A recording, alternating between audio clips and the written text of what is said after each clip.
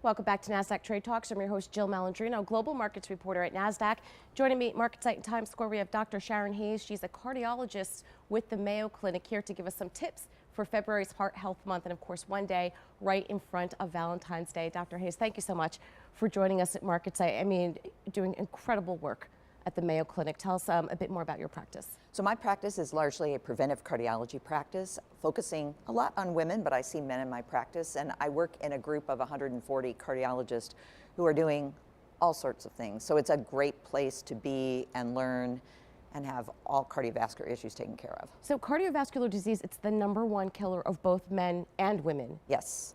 So about 80% of that cardiovascular disease death is preventable. And I think rather than focusing on the scary statistics is thinking about what we can do individually by making lifestyle choices and getting more information to make it not happen to us. Right. Well, it would be so much less costly if you were to practice preventative medicine and maintenance and take care of yourself. Is it the lack of education within the medical community, or is it people just not being accountable for their own health? A combination of the two? It's a combination because heart disease, I mean, there's a lot to celebrate. Cardiovascular deaths have gone down for men and women over the past couple of decades. The challenge is they're starting to creep up again. And we think that that is lack of attention, taking our eye off the ball on control of high blood pressure, more diabetes and obesity, which counteracts the good technology, diagnosis, and other things that we've achieved. All right, so if you're looking for symptoms of a heart attack, what would they be? So this is really important because it's not just knowing the symptoms, but taking action by calling 911, not driving to the hospital. So chest pain or pressure in the upper body that may radiate down the arms, up the neck, into the jaw, shortness of breath, cold sweats, feeling an overwhelming sense of fatigue. Any of those that happen, particularly if they come on suddenly and persist, that's a time to call 911. Yeah, so it's like working on a trading desk every day. So. Yeah, so some of those are very stressful related symptoms, and that is one way to better deal with some of the risk factors for cardiovascular disease. Right.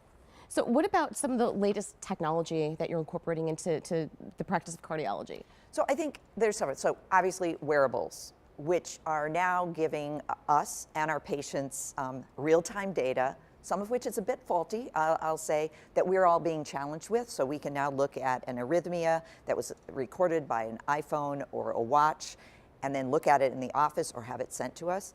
AI in predicting cardiovascular disease, in better understanding heart rhythm is another big factor. A lot of talk about that. And then finally, the minimally invasive ways that we can treat conditions that we had to open the chest for before. So repairing and replacing valves through little holes in an artery in the leg.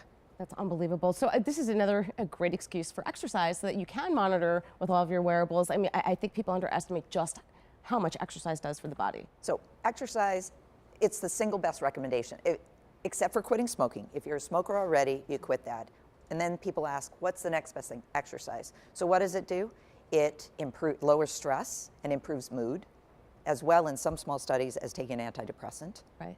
Helps maintain weight, helps keep your arteries healthy, helps keep your heart in shape. And it's the only risk factor or behavior that I can tell you to do that'll actually make you feel better. Eating less cheesecake or prime rib does not make you feel better. Right. Taking a medication for your high cholesterol or blood pressure doesn't make you feel better. Exercise does. Yeah, it's just so exciting with the technology. Going back to the 4-minute AI, you just never would have associated cardiology and AI, and it's got to make your job easier too with the predictive technology, I would imagine. The predictive technology is going to be exciting because hopefully it will allow us to focus certain treatments on the right patients and maybe not have to treat some patients who we currently are treating because of kind of a blind approach, right, a generalized approach. I think we have to make sure that what's going into that artificial intelligence is truly intelligent and make sure it includes data on women, data on minorities, so we fully understand and apply that to the whole population. All right, Dr. Hayes, thank you so much for sharing your insight with us.